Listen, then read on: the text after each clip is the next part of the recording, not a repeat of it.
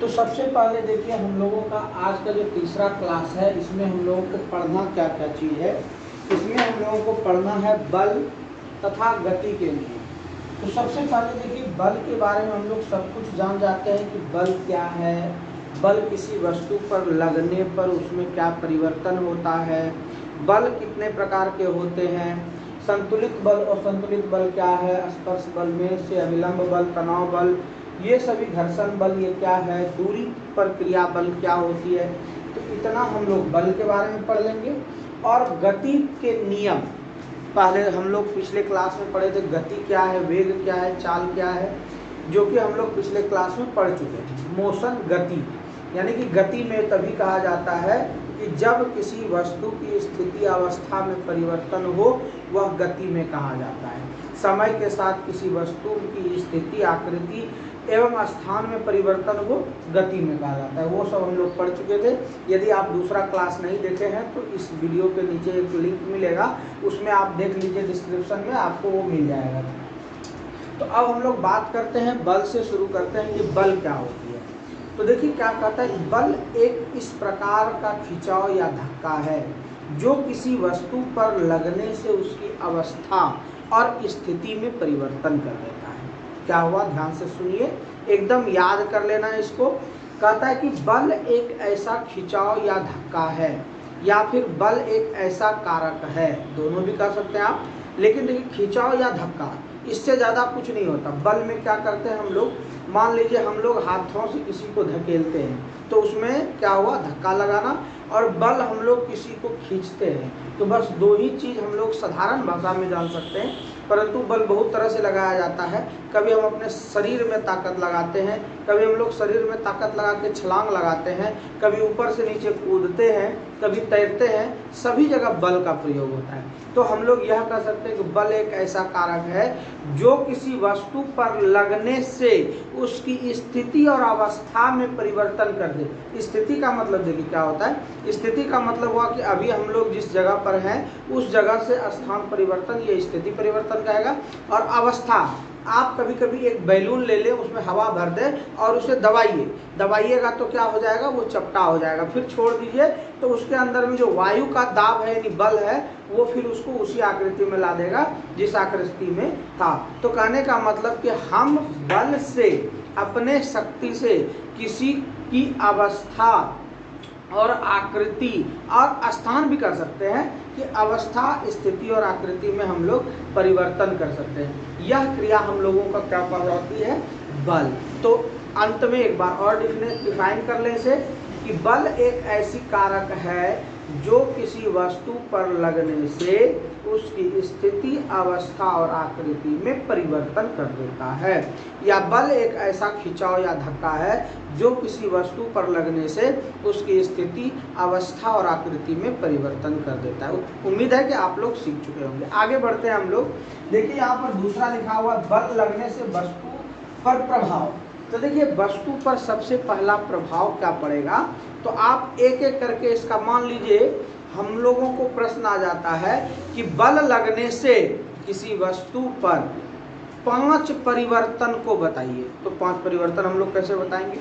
देखिए सबसे पहले जब हम लोग कोई वस्तु पर बल लगाना प्रारंभ करते हैं, मान लिया जाए हमारे पास एक लकड़ी का गट्ठर है और उस पर हम बल लगाना प्रारंभ करते हैं, तो सबसे पहला क्या होगा कि जैसे ही बल लगेगा उसका स्थिति में परिवर्तन शुरू हो जाएगा। स्थिति मीन्स उसमें वो हिलना डुलना शुरू हो जाएगा, यानी कि सबसे पहला वो विरामावस्था में था, वो गति की अवस्था में आ जाएगा। तो नंबर 1 बोलेंगे कि जिस बल लगने से किसी वस्तु पर निम्न प्रक्रिया होती है। नंबर 1, सबसे पहले वह वस्तु विराम अवस्था में थी, अब गति की अवस्था में होगी या होने की प्रयास करेगी, यानी कि गति की अवस्था में वो जाएगा या जाने का चेष्टा करेगा। पहला हो गया।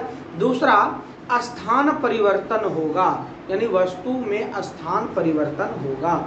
नंबर 3, वस्तु की आकृति में भी परिवर्तन हो सकता है, डिपेंड करता है कि वस्तु कौन सा है। तो कहेंगे कि वस्तु का आकार में परिवर्तन हो सकता है, वस्तु के आयतन में भी परिवर्तन हो सकता है। वस्तु का आयतन मतलब वस्तु का आकृति में परिवर्तन हो सकता है।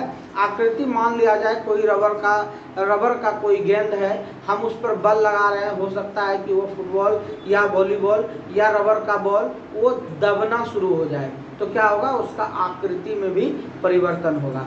उसके बाद जब हम लोग उस पर बल लगाते हैं तो वह गति की अवस्था में होती है, और जब तक हम गति लगाना बंद ना करें तब तक वो विराम की अवस्था में नहीं आएगा। ठीक है, तो इस प्रकार से हम 4-5 उदाहरण दे सकते हैं कि बल लगने से किसी वस्तु पर क्या परिवर्तन होता है।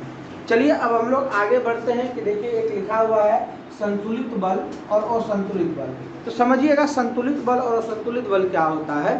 संतुलित बल का मतलब हुआ कि जब हम दो व्यक्ति एक ही वस्तु पर बल लगा रहे हों और उस वस्तु में कोई परिवर्तन ना हो तो वह संतुलित बल कहलाता है। फिर से एक बार सुनिए, यदि कोई लेफ्ट से कोई बल लगा रहा है और कोई राइट से बल लगा रहा है एक ही वस्तु पर और दोनों का बल समान हो, संतुलित बल कहलाएगा। तो इसको समान नहीं कह सकते, यानी कि यदि किसी वस्तु पर दोनों तरफ से बल लगाई जाए और उस वस्तु की स्थिति आकृति में कोई परिवर्तन ना हो, इस प्रकार के बल को संतुलित बल कहते हैं। किसी वस्तु पर दो बल लगाया जाए और दोनों एक दूसरे के विपरीत लगाया जाए तो उस वस्तु की स्थिति और आकृति में कोई भी परिवर्तन ना हो, उसे हम लोग संतुलित बल कहते हैं। और संतुलित बल हम लोग किसको कहेंगे, ध्यान से सुनिए। असंतुलित बल होगा कि जब हम लोग दो बल एक दूसरे के विपरीत एक ही वस्तु पर लगाते हैं, तो यदि उस वस्तु की स्थिति में परिवर्तन हो जाए तो यानी कि क्या मिलेगा आपको कि एक का बल कम होगा और एक का बल ज़्यादा होगा। इससे हमें ये पता चलेगा कि वस्तु की स्थिति आकृति में परिवर्तन निश्चित होगा। अतः हम लोग उसके क्या कहेंगे कि वस्तु की स्थिति में परिवर्तन हो गया, यह असंतुलित बल है। एक बार फिर से समझ लो, जैसे मान लीजिए कि ये कोई पिंड है, मीन्स आपका वस्तु ए है, यहाँ से P ने भी इस पर बल लगाया, इस पर Q ने भी बल लगाया। यदि इसकी स्थिति में कोई चेंज नहीं हुआ तो यह आपका कहलाएगा संतुलित बल। और मान लीजिए Q थोड़ा सा कम बल लगाता है और ये मान लीजिए ये 10 न्यूटन का बल लगा रहा है और ये 11 न्यूटन का बल लगा रहा है, तो निश्चित है कि ये कमजोर हो जाएगा, ये इधर जाना शुरू कर देगा। यानी कि तो हम लोगों को ये पता चलनी चाहिए कि यदि वस्तु की स्थिति में परिवर्तन होना शुरू हो जाए, क्या कहेंगे, जब किसी वस्तु पर दो विपरीत बल लगाया जाए तो वस्तु की स्थिति में कोई परिवर्तन ना हो, इस प्रकार के बल को संतुलित बल कहते हैं।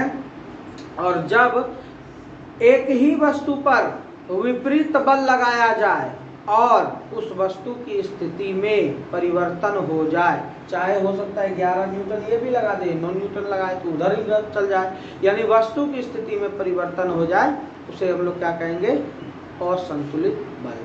चलिए आगे हम लोग बढ़ते हैं फिर से। अब है बल के प्रकार। तो बल के प्रकार देखिए बहुत प्रकार का बल होता है। देखिए जैसे स्पर्श बल है, अभिलंब बल है, तनाव है, घर्षण है, सभी को हम लोग बारी बारी से जानते हैं। देखिए स्पर्श बल क्या होता है। स्पर्श बल आप कभी कभी देखिए ऐसे हम लोग करते हैं तो ये स्पर्श हो रहा है और इस पर एक बल लग रहा है, तो स्पर्श लगने का हम लोग उदाहरण भी दे सकते हैं। जैसे आप लोग कभी देखे होंगे मेले में गए होंगे तो वहाँ पर एक स्पर्श बल लगा करके एक झूला को घुमाया जाता है, यानी कि वहाँ पर एक मशीन लगी होती है, मशीन घूर्णन करती है और उसी घूर्णन में उसे केवल स्पर्श कराया जाता है तो उस बड़े वाले घूर्णन मशीन में भी घूर्णन हो जाता है, यानी कि स्पर्श करने से उस पर घूर्णन हो रहा है, यानी कि एक बल लग रहा है। ठीक उसी प्रकार स्पर्श करना में जब दो वस्तु एक दूसरे से संपर्क में आए और ये दोनों में से एक या दोनों गतिशील हो या बल लगा रहा हो तो वहाँ पर एक भी बल लगाएगा तो उसे हम लोग स्पर्श बल कहेंगे। यानी कि जब कोई दो वस्तु एक दूसरे के साथ स्पर्श करते हुए कोई बल लगाए उसे स्पर्श बल कहते हैं। जैसे एक वस्तु का दूसरे वस्तु के साथ घर्षण के साथ या घिसते हुए चलना, या एक वस्तु को दूसरे वस्तु के साथ रगड़ना इत्यादि। फिर से एक बार हम लोग सुन लेते हैं। स्पर्श बल किसे कहेंगे? जब कोई दो वस्तु एक दूसरे के साथ स्पर्श करते हुए बल लगाए उसे स्पर्श बल कहते हैं। जैसे एक वस्तु का दूसरे वस्तु पर रगड़ना या किसी मेज पर बॉल का धड़कना इत्यादि। ये सभी चीजें हम लोग, जैसे मान लिया जाए कि हम अपने हाथों पर लट्टू को घुमाते हैं और हाथ को थोड़ा थोड़ा घुमाते हैं तो वो भी वहाँ पर रन करता है, या हाथों पर गेंद को लेकर के घुमा रहे हैं तो गेंद घूमना शुरू कर गया, या उंगली पर हम जो है कि फुटबॉल को घुमा रहे हैं तो वहाँ पर वो सभी स्पर्श बल हो गया, क्योंकि स्पर्श करने के साथ हम लोग क्या कर रहे हैं? बल लगा रहे हैं। तो दो वस्तु एक दूसरे पर स्पर्श करते हुए कोई बल स्थापित करे वह आपका स्पर्श बल हो गया।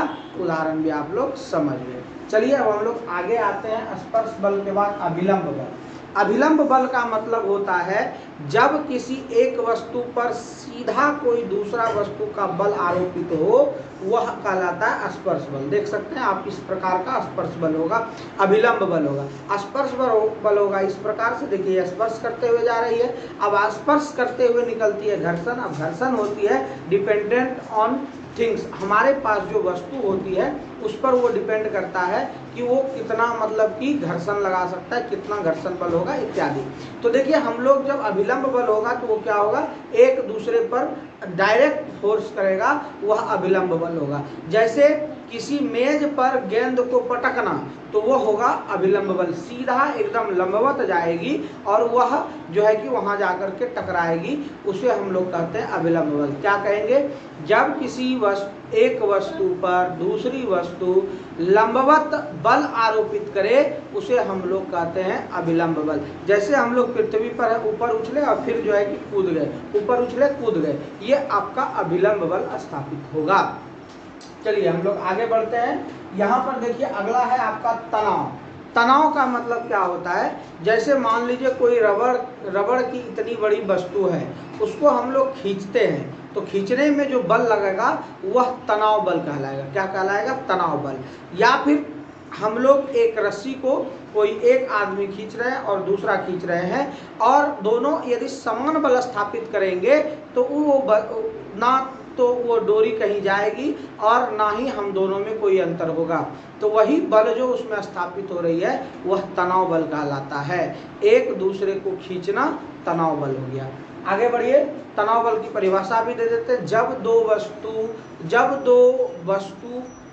जब किसी एक वस्तु पर कोई दो व्यक्ति तनाव के साथ बल लगाए या खींचते हुए कोई बल स्थापित करे तो वह तनाव बल कहलाता है। या दो व्यक्ति ना भी हो, रस्सी को हम पेड़ में बांध करके और रस्सी के द्वारा खींचते हैं, वहां पर भी एक तनाव बल लगता है। बल लगा रहे हैं हम, लेकिन रस्सी के द्वारा उस पेड़ में जो परिवर्तन हो जाएगा, वो डाली टूट जाएगी, वह तनाव बल कहलाता है। घर्षण बल एक बार देख लेते हैं। घर्षण पहले जान चुके हैं कि जब कोई दो वस्तु एक दूसरे के स्पर्श बल के साथ रहे या चले, उसके बीच से घर्षण निकलती है। जैसे देखिए मान लो कि एक हमने मेज यहाँ पर रखा है, इस पर कोई डस्टर को मैं क्या करता हूँ, मूव करता हूँ, यानी कि इस दोनों के बीच से जो अंदर से जो निकलेगा वह कहलाएगा घर्षण, और उसी में जो बल उत्पन्न होगा वह कहलाएगा घर्षण बल। यानी कि जब कोई दो पिंड एक दूसरे के साथ स्पर्श करते हुए बल स्थापित करे उसे स्पर्श बल कहते हैं, और उस स्पर्श बल के क्रियाविधि में दोनों वस्तु के बीच का जो बल होगा वह घर्षण बल होगा। और घर्षण बल अत्यधिक और ज़्यादा तब होती है वस्तु के आकार और स्थिति पर आश्रित होता है। यदि मान लो सतह रुखड़ा होगा तो घर्षण बल अधिक होगा, यदि सतह रुखड़ा चिकना होगा तो घर्षण बल कम होगा और जल्दी से वह एक दूसरे के साथ घर्षित हो जाएगा। आगे आइए दूरी क्रिया बल। तो आपको हम बता देते हैं कि दूरी क्रिया बल में एक गुरुत्व बल है, एक चुंबकीय बल है। अब हम लोग जो है कि इस दोनों को देख लेते हैं ये क्या होती है। देखिए दूरी क्रिया बल, दूरी पर क्रिया बल का मतलब हुआ कि एक वस्तु दूसरे के दूर में ही लगे रहेगा फिर भी बल स्थापित होगा। तो देखिए क्या हम लोग जानते हैं, यहाँ पर एक वो छोटा सा गुरुत्व बल, इसके बाद हम लोग गुरुत्वाकर्षण चैप्टर ही पढ़ेंगे। तो यहाँ पर गुरुत्व बल जो है, तो गुरुत्व बल का मतलब क्या हुआ समझिए कि जब हम लोग देखते हैं आसपास दो पिंड अपने आप एक दूसरे को आकर्षित करके रखता है। जैसे मान लो कि इसको हम यहाँ से गिराए तो ये नीचे गिरना शुरू हो जाएगा, कोई बॉल को हमने ऊपर फेंका वो नीचे गिरना शुरू हो जाएगा, ये आपका गुरुत्वाकर्षण बल के कारण होता है। तो यहाँ पर गुरुत्व बल हम लोग क्या कहेंगे कि प्रत्येक पिंड एक दूसरे को अपनी ओर आकर्षित करना चाहता है, और जब वह उस आकर्षण क्षेत्र से दूर चला जाता है तो उस दोनों में ऐसा अट्रैक्शन बना हुआ रहता है और कि वो ना तो वहाँ से आ सके और ना जा सके। एज फॉर एग्जाम्पल जो भी ग्रह है वह एक दूसरे के साथ ऐसा अट्रैक्ट के साथ है कि वह ऐसे बल के साथ खिंचा हुआ है जो कि वह कभी भी एक दूसरे के पास नहीं आ सकता, वह आपका गुरुत्व बल कहलाएगा। क्या हुआ? गुरुत्व बल का मतलब कि प्रत्येक पिंड एक दूसरे पिंड को अपनी ओर आकर्षित करती है। पिंड का मतलब हो गया पृथ्वी, और हम लोग वहां पर ऊपर से कूदते हैं तो निश्चित है कि हम जा करके पृथ्वी पर ही रुकेंगे, यानी कि हम लोग गुरुत्व बल यही कहलाता है। तो दूर में भी रहते हैं तो गुरुत्व बल आकर्षित होता है। जैसे हम लोग गेंद को ऊपर फेंके तो ऊपर में ही रहना चाहिए, नहीं फेंके तो ताकत लगाए लेकिन नीचे गिरने में कोई ताकत नहीं लगाए, वह गुरुत्व बल के कारण अपने आप नीचे आ गया। तो वहां पर दोनों वस्तु एक दूसरे से दूर लेकिन फिर भी बल लगा, यानी कि जब दो पिंड के बीच बिना स्पर्श के बिना ताकत लगाए जब कोई बल क्रिया करे तो वह कहलाता है हम लोग का गुरुत्व बल। जैसे हम लोग और भी एग्जाम्पल ले सकते हैं कि गुरुत्व बल के कारण ही हमारे सभी पिंड, हमारे अंतरिक्ष के सभी प्लैनेट्स एंड सब प्लैनेट्स एक दूसरे जगह स्थिर रहते हैं इत्यादि। चुंबकीय बल देखिए, यदि आप चुंबकीय बल में आप देखेंगे अट्रैक्शन एंड रिपल्सन तो आपको पता चलेगा कि आपको क्या मिलेगा, आकर्षण और विकर्षण आपको मिलेगा। कैसा मिलेगा? आप आकर्षण और विकर्षण आसानी से वहां पर जान सकते हैं। आकर्षण और विकर्षण क्या होगा उसको समझिए। आप जब आकर्षण वहां पर होगा कि यदि हम दो चुंबक ले लेते हैं, एक का नॉर्थ पोल एक का साउथ पोल, तो वहां पर आकर्षण होगा। और यदि सेम पोल लेते हैं, यदि आप ध्रुव में से एक आप ले लेते हैं ऐसा अक्ष जो कि नॉर्थ हो और दूसरा का भी नॉर्थ हो, तो आपको वहां पर क्या मिलेगा कि नॉर्थ एक दूसरे के साथ रिपल्सन करेगा, दूरी बनाएगा, और वहां पर बिना एक दूसरे के सटे हुए मान लो कि सेम पोल है तो ये जो है कि इसमें ताकत लगेगा, सटेगा नहीं, और जब अलग अलग रहेगा तभी यह सटेगा। तो इस प्रकार से हम लोगों का बिना एक दूसरे वस्तु के संपर्क में आए हुए आपका यहाँ पर अट्रैक्शन और रिपल्सन होगा। तो ये आपका हो गया दूरी क्रिया बल। आइए हम लोग गति पर चर्चा करते हैं। अब हम लोगों का यहाँ पर है गति के नियम। तो कल हम लोग गति के बारे में पढ़े थे। यहाँ पर न्यूटन का गति का जो नियम है प्रथम द्वितीय तृतीय, और जड़त्व का जो नियम है, गति में जड़त्व और विराम में जड़त्व जो है, इसके बारे में हम लोग सब कुछ जान जाते हैं। और फिर गति क्या है उसके बारे में कल हम लोग पढ़े ही थे कि किसी बल को लगने से वस्तु की स्थिति और अवस्था में परिवर्तन गति में कहलाता है। तो हम लोग बल लगने से नहीं भी बोल सकते हैं, क्योंकि जब तक बल नहीं लगेगी तब तक वस्तु की स्थिति और अवस्था में परिवर्तन होगी नहीं। अतः किसी भी वस्तु और किसी निश्चित समय में वस्तु के स्थिति और अवस्था में परिवर्तन हो जाए गति में कहलाता है। अब आइए गति को ही जड़त्व कहते हैं। जड़त्व का कहना है कि किसी स्थिर वस्तु में, यानी कि किसी भी वस्तु में गति और विराम उत्पन्न होना यानी कि किसी वस्तु पर बल लगाने से उसकी अवस्था और स्थिति में परिवर्तन हो जाए या होने की चेष्टा करे तो वह हम लोगों का जड़त्व कहलाता है। जड़त्व में दो प्रकार का, एक विराम जड़त्व और एक गति जड़त्व। गति जड़त्व है कि जब कोई वस्तु विराम की अवस्था में है और बल लगाने से जब वह गतिशील हो जाए तो वह कहलाता है हम लोगों का विराम गति जड़त्व। और फिर दूसरा जो है विराम जड़त्व, जब कोई गतिशील वस्तु है उस पर बल लगाने से वह स्थिर हो जाए तो वह जो है कि आपका विराम जड़त्व हो गया। तो जड़त्व के बाद आपका कहलाता है न्यूटन का गति का नियम। न्यूटन के गति का पहला नियम है कि जब हम किसी वस्तु पर कोई बल लगाते हैं तो उस वस्तु की स्थिति में परिवर्तन होता है या परिवर्तन होने की चेष्टा होता है। यह न्यूटन के गति का प्रथम नियम है। एक बार फिर से, जब हम लोग किसी वस्तु पर कोई बल स्थापित करते हैं तो उसकी अवस्था में परिवर्तन होता है या परिवर्तन होने की चेष्टा करता है। यह आपका न्यूटन के गति का प्रथम नियम है। एक बार फिर से हम लोग सुन लेते हैं कि जब किसी वस्तु पर बल आरोपित की जाती है तो उस वस्तु में परिवर्तन होता है या परिवर्तन होने की चेष्टा करता है। न्यूटन के गति के दूसरे नियम को हम लोग जानते हैं।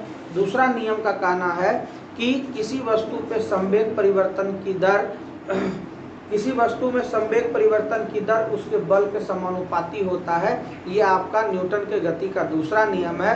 और तीसरा नियम है कि जब कोई दो वस्तु यानी पहली वस्तु दूसरी पर और दूसरी वस्तु पहली पर जब बल आरोपित करती है तो एक दूसरे के बराबर और विपरीत प्रतिक्रिया होती है। एक बार फिर से सुन लेते हैं। जब पहली वस्तु दूसरी वस्तु पर और दूसरी वस्तु पहली वस्तु पर बल आरोपित करती है तो उसमें क्या होती है, समान बल और विपरीत बल आरोपित होती है। इसको हम लोग यह कह सकते हैं दोनों वस्तु के बीच में आपका विपरीत प्रतिक्रिया होती है। ठीक है, समान और विपरीत प्रतिक्रिया।